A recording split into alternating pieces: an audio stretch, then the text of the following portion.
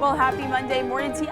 We have, of course, had a pretty dry and warm weekend again here in the Wabash Valley. And that, of course, doesn't help the drought conditions that we have been seeing as the Mount Airy drought has expanded. But I will say we have a dry and sunny day ahead of us. And, of course, these warm temperatures are going to continue.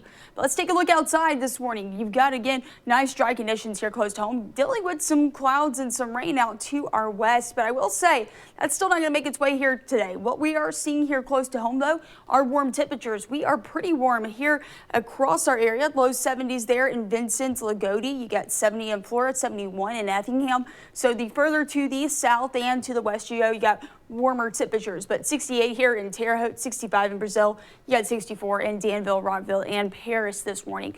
But let's look at what we're going to see the rest of today, because I do think it is still going to be a very warm day as temperatures will eventually climb to those upper 80s. I do think a few spots could be crossing towards that 90-degree mark as temperatures, of course, continue with the sunshine today. And then going into the overnight hours, we'll see our temperatures dip back into the 60s. But this is how today plays out. It is just going to be filled with sunshine, and we are going to be warm. By lunchtime, we should be in those lower 80s across our area, and then you get to 4 or 5 o'clock. I think a few spots like Vincent crossing that 90-degree mark, very similar story with Effingham and Mattoon, both getting into those low 90s again too. So here in Terre Haute, going to be around 88 degrees by the time we get to 8 or 5 o'clock tonight. But we'll get until later tonight. Temperatures cool back into the 70s.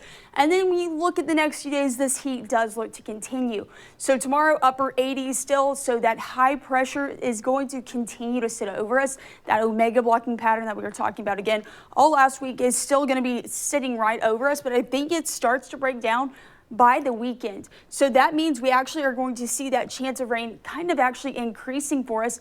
And if we go back and look 1 second, you can see again, we have that chance of rain returning for us within the next 7 days. And I think that's going to be more likely for us going into next week. And that, of course, is good news considering we have very, very, very dry conditions. You got the moderate drought extending all the way from Paris, Mattoon, and Rockville into Florida, with a lot of us still in those abnormally dry conditions. So when we look at the 7-day, you are going to notice that chance of rain in the forecast, and that's going to be coming towards the end of the week. Now, overall, it still looks pretty slim, but any kind of rain we can get in here is going to be a good thing. So we are going to continue to be sitting under that high pressure going into our the rest of this week, really up until Thursday. That's when temperatures reaching back into the 90s. But after that, I think the system going to start to break down. We're going to get a cold front trying to push in by Friday. That's going to increase the chance of rain.